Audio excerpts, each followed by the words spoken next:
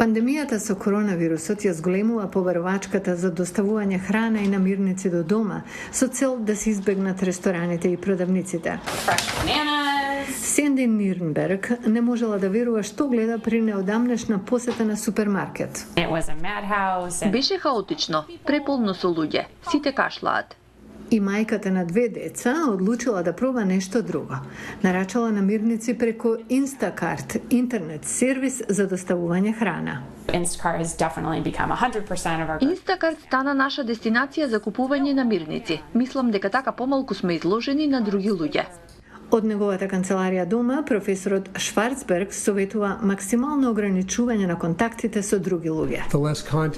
Колку помалку контакти имате со други луѓе, помалку шанси имате да се заразите. Одењето во супермаркет е одлична можност за интеракција со други луѓе, особено ако продавницата е полна. Изминатите денови, Instacart и други продавници кои нудат вакви услуги регистрираат зголемено користење на апликациите според Аптопија, сервис за анализирање и купување преку интернет. Но ако не можете да нарачате преку интернет и мора физички да одите во супермаркет, експертот за заразни болести Джейсон Фарли препорачува: пазарете кога нема многу купувачи.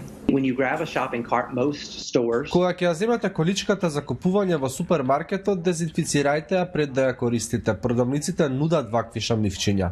Избришете ја пред и по користењето. Потоа избришете ги и рацете. А дали носењето ракавици е добра идеја? Тоа е добра работа кога допирате нешто, кога допирате производи и ги ставате во торба, но кога ќе дојдете дома и ако ја допрете истата пластична кеса или метална конзерва, веројатно вирусот е се уште на нив. Со оглед дека вирусот најмногу се шири од контакт на човек со човек, експертите велат дека најбезбедно е додека сте во супермаркетот да избегнете близок контакт со други луѓе.